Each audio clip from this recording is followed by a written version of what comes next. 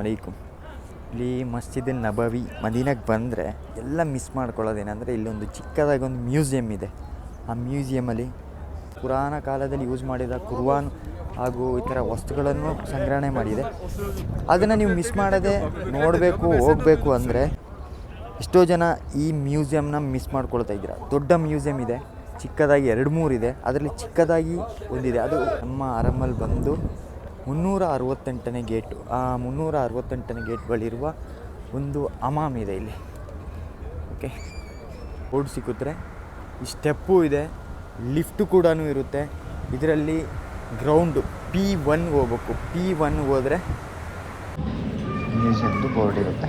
ಇದು 2 ಪಾರ್ಕಿಂಗ್ ಏರಿಯಾಗಳು. ನೇರವಾಗಿ ಕಾಣ್ತಿರೋದೆ ಮ್ಯೂಸಿಯಂ ಹೋಗೋ ದಾರಿ.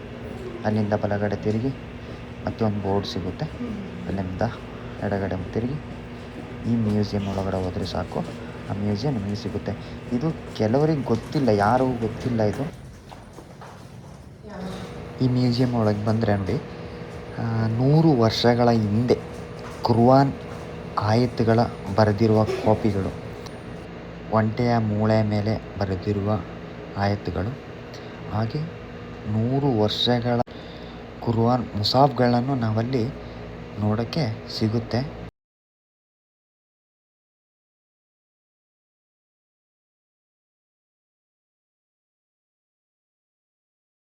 ಪರಿಚಯ ಇಲ್ಲದ ಮ್ಯೂಸಿಯಂ ಇದು ಕೂಡ. ಇದು ಯಾವುದೇ ಶುಲ್ಕ ಇಲ್ಲ, ಎಲ್ಲ ಫ್ರೀ ಆಗಿರುತ್ತೆ. ಮದೀನಕ್ಕೆ ಹೋದರೆ ಮಿಸ್ ಮಾಡದೆ ಇಂಥ ಮ್ಯೂಸಿಯಂಗಳನ್ನು ನೋಡಿ. ಇಲ್ಲಿ ಕಾಣ್ತಿರೋ ಹಾಗೆ ಚಿಕ್ಕ ಚಿಕ್ಕ ವಸ್ತು ಮೇಲೆ 100 ವರ್ಷಗಳ ಹಿಂದೆ ಬರೆದಿರೋ ಒಂದು ಲಿಪಿಗಳನ್ನು ಈ ಮ್ಯೂಸಿಯಮಲ್ಲಿ ಬಂದರೆ ಕಾಣಲು ಸಿಗುತ್ತೆ. ಮತ್ತೆ ಅಲ್ಲಿ ಆ ಮ್ಯೂಸಿಯಮ್ದ ಎಕ್ಸಿಟ್ ಬಂದರೆ ಅಲ್ಲೇ ಬಲಗಡೆ ಲಿಫ್ಟ್ ಸಿಗುತ್ತೆ. ಆ ಲಿಫ್ಟಲ್ಲಿ GF ಅಂತ ಬಂದರೆ ಮತ್ತೆ ಆರಾಮಿ ಬಂದು ಸಿಗುತ್ತೆ.